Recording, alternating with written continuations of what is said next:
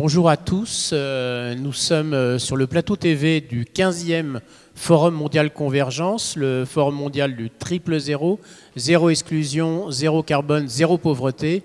Et c'est un lieu évidemment privilégié pour parler des territoires zéro exclusion énergétique, parce que la particularité de la lutte contre la grande précarité énergétique, l'exclusion énergétique, c'est que justement a fait se rejoindre justice sociale, environnement, climat, pauvreté, santé. On est dans quasiment tous les bénéfices des objectifs mondiaux de développement durable.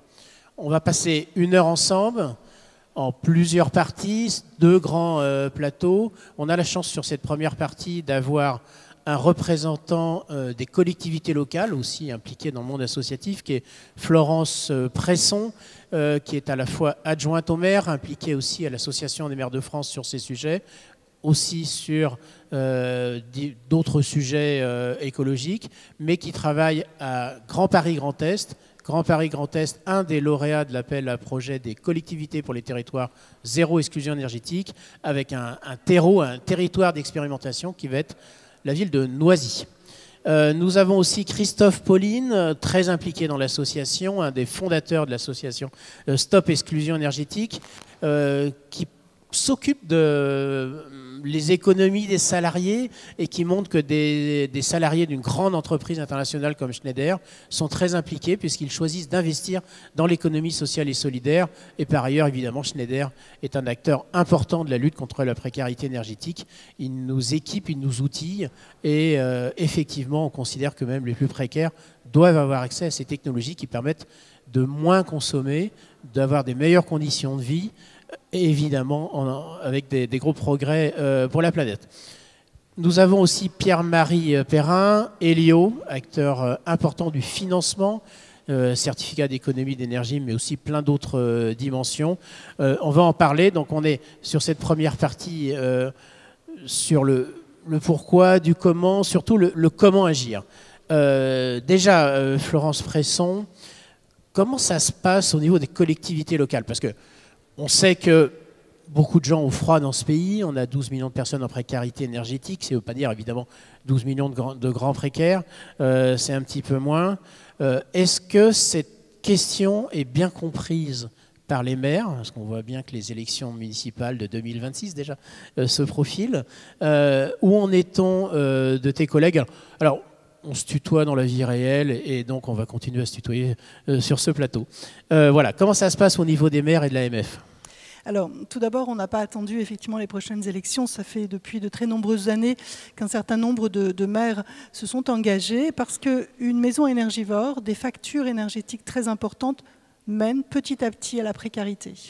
Donc il est important d'anticiper. On observe qu'effectivement les citoyens sont complètement perdus, ils ne savent pas vers qui se diriger. La notion de confiance est un véritable souci. C'est pour cela qu'un certain nombre de maires se sont engagés. Le maire de Sceaux, Philippe Laurent, Xavier Lemoine, le maire de Montfermeil, se sont engagés pour justement mettre en œuvre un accompagnement, un parcours pour accompagner les ménages. Et ça, c'est assez fondamental parce que ce qui fait bouger les choses, c'est le portage, c'est la volonté politique. Et donc, comment on agit quand on est maire de Montfermeil? Alors évidemment, on s'attend un peu moins à avoir de la grande précarité à Sceaux qu'à Montfermeil, mais je crois que dans toute la région parisienne, il y a des difficultés. Concrètement, ça concerne qui? Est-ce que ça concerne l'habitat social, mais aussi les propriétaires occupants, tous ces pavillons qu'on connaît bien dans toute l'Île-de-France? Alors justement, on s'est focalisé sur les ménages qui vivent dans des maisons. Alors très longtemps, on dit oui, mais les gens qui ont des maisons, ils ont les moyens, donc il n'y a pas besoin de s'en occuper. Une femme qui a 75 ans, qui vit avec la pension de réversion de son mari, pour qui une banque ne va jamais lui ouvrir les portes, qui a une facture énergétique autour de 3 000 €, c'est quelque chose de classique. Donc ça signifie que c'était les grands oubliés, les maisons. C'est pour cela que Xavier Lemoine, que Philippe Laurent se sont engagés dans cette démarche d'arriver à faire baisser les factures énergétiques pour ce public-là. Et pour cela, ça a été la mise en place d'un parcours de rénovation énergétique performante. Le fait d'accompagner de A à Z, de l'idée de travaux, de projets à la résolution complète de la précarité avec une rénovation globale, parce qu'on sait que plein de petits gestes faits les uns derrière les autres donnent tout tout, sauf de la performance. Merci. Déjà, le mot d'accompagnement est sorti. Je crois que c'est une clé assez importante. On y reviendra. Christophe Pauline, alors évidemment, Schneider, grande société, plus ou moins leader mondial, si je comprends bien, sur son sujet. Je n'ai pas les chiffres, mais un acteur en tout cas très très important. L'engagement des salariés, une fondation, mais au-delà, plus globalement, pour une société comme la tienne, qu'est-ce que ça veut dire lutter contre la précarité énergétique ? Tout d'abord, en tant que constructeur, on a une offre. On met en place des équipements qui permettent de lutter contre la précarité énergétique et surtout contre un volet qui n'a pas été évoqué, qui est rarement évoqué, parce que quand on parle précarité énergétique, on pense facture, mais il y a aussi le volet sécurité. Les habitations qui sont des gens en précarité ne sont pas au niveau sécurité. Il faut quand même savoir que pas loin de 25% des incendies domestiques sont dus à des défaillances électriques. Et là, depuis très longtemps, on a une offre qui permet de lutter contre ce problème de sécurité, avec tout ce qui est les protections différentielles, pour dire des gros mots. Et on a développé une offre spécifique qu'on appelle l'offre inclusive, pour permettre d'équiper les maisons en précarité le plus rapidement possible pour des questions de sécurité. Après, bien sûr, va venir tout ce qui est gestion technique du bâtiment. Concrètement, ça veut dire quoi? C'est des compteurs spéciaux, du matériel spécial? Ça n'a rien de spécial. C'est une sélection d'équipements de protection qui vont être mis ensemble et mis à la disposition dans des conditions spéciales à très bas prix d'installateurs électriques pour leurs clients en précarité. Et donc, c'est aussi, je pose des questions budgétaires, parce que la grande difficulté de la lutte contre la précarité, c'est qu'il faut la financer. Est-ce que pour vous, c'est une activité de l'ordre de la RSE, d'une responsabilité évidente, ou est-ce qu'il y a aussi un marché qui existe? Et c'est pas un gros mot, le marché, c'est aussi ce qui permet d'aller plus loin. Est-ce que c'est une part importante de votre activité aujourd'hui? Alors, soyons clairs, en termes de chiffre d'affaires, non, ce n'est pas une part importante. Et quelque part, ça serait embêtant que ça le devienne, parce que ça voudrait dire que la situation se dégrade. Par contre, c'est une part importante, alors tu as dit le mot en termes de RSE, mais aussi pour nous en termes de motivation des salariés, en termes de communication. Il ne faut pas se voiler la face, on peut le dire, ce sont des activités importantes. Merci. Alors, finalement, c'est pas sûr que ce soit une si mauvaise nouvelle que ça, si ça devient une part importante de vos marchés, puisque ça veut dire qu'on aura trouvé les solutions pour agir, et ça veut dire que massivement, on pourra sortir des personnes en grande précarité de leur situation. Au niveau d'Elio, vous agissez comment? Alors, on sait très bien... Alors, C2E est quasiment un gros mot chez certaines personnes. C'est une source d'inquiétude. On en parlera aussi avec Franck Hannemeyer tout à l'heure. Mais au-delà, c'est massivement une solution pour aider l'ensemble de la population, et particulièrement les précaires. Comment vous vivez ça? Alors, effectivement, je vais complètement dans ce sens-là, mais je voudrais revenir sur un mot, le mot convergence. En fait, pour résoudre la précarité énergétique, il faut associer l'ensemble des acteurs, privés, publics. Et donc aujourd'hui, si tous les acteurs se mettent en marche dans cette dynamique-là, on va réussir à faire de grandes choses. Et les C2E sont une aide privée. Peu de gens la connaissent, on connaît tous MaPrimeRénov', mais les C2E, c'est le premier dispositif d'accompagnement et d'aide à la rénovation énergétique en France. C'est quasiment 6 milliards d'euros. Et dans les années à venir, avec la 6e période des C2E qui va avoir lieu à partir de 2025, on est quasiment sur un doublement de l'obligation des obligés, donc des fournisseurs d'énergie, à réduire la consommation énergétique des bénéficiaires et notamment des ménages les plus précaires. Peut-être tu peux expliquer ce que c'est un C2E, un certificat d'économie d'énergie. Je crois que ce n'est pas si simple pour tous nos spectateurs. Alors effectivement, on ne comprend pas forcément ce qu'est un C2E. L'État a décidé d'obliger les fournisseurs d'énergie à baisser la consommation énergétique des bénéficiaires et de leurs clients. Et pour cela, ils vont les inciter à réaliser des travaux d'efficacité énergétique. Donc par exemple, nous, Elio, on va inciter un ménage à, par exemple, isoler sa maison, changer son système de chauffage, et en échange de ça, on va lui donner une prime afin de l'inciter et afin de l'aider dans la rénovation énergétique de son logement. Et en échange de cette prime qui sera versée par notre opérateur, par nous, ils vont nous donner un certificat d'économie d'énergie qui va permettre à l'obligé de prouver qu'il a incité à réaliser des travaux d'économie d'énergie. Et nous, ces C2E, on va les valoriser. Une fois qu'on les aura acquis, on va les vendre aux obligés, aux fournisseurs d'énergie, afin qu'ils puissent réaliser leurs obligations sur une période donnée, une période distincte. Donc chaque obligé, un EDF, un Total, a une obligation sur une période déterminée et il doit prouver au gouvernement qu'il a bien atteint cette obligation-là. Et quelle est la part des grands précaires, des plus pauvres ?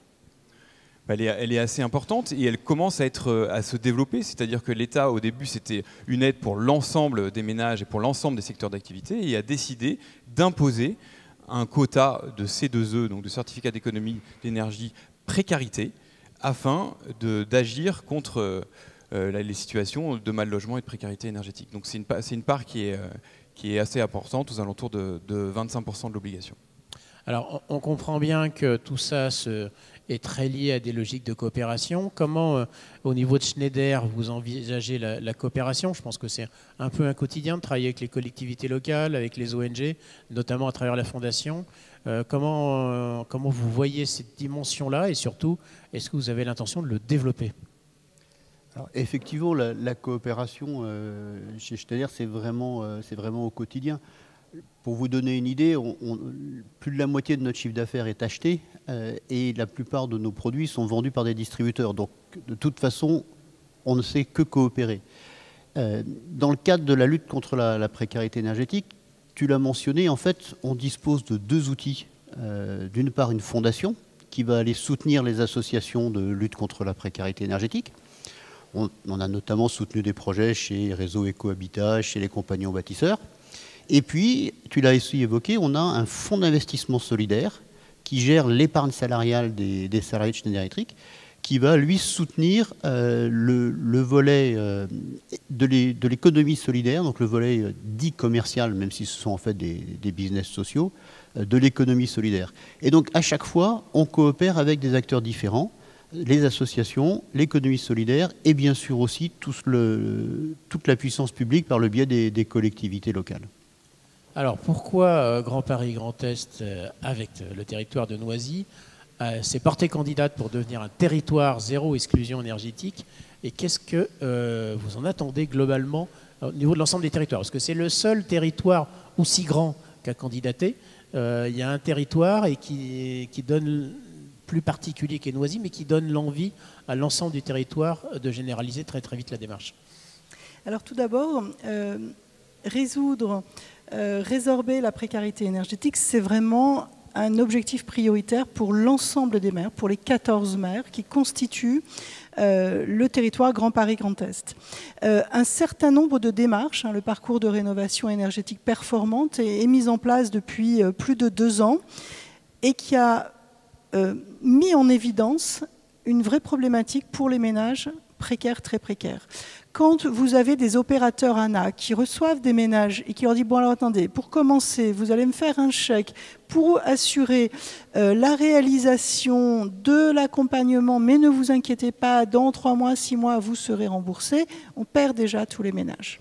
Donc pour nous, quand on a découvert le territoire zéro exclusion énergétique, c'était la possibilité de prouver qu'en mettant en place ce territoire zéro exclusion énergétique sur un territoire où politiquement c'est un sujet primordial, eh bien nous voulons prouver que cette solution, cet accompagnement complètement, je dirais, écosystémique auprès d'un ménage qui est, je dirais, il n'y a que territoire zéro exclusion énergétique qui propose effectivement un accompagnement pareil, eh bien nous permettra de faire le pas de côté, de mettre en évidence qu'un changement d'échelle de cette solution-là permettra réellement de lutter contre la précarité énergétique en France.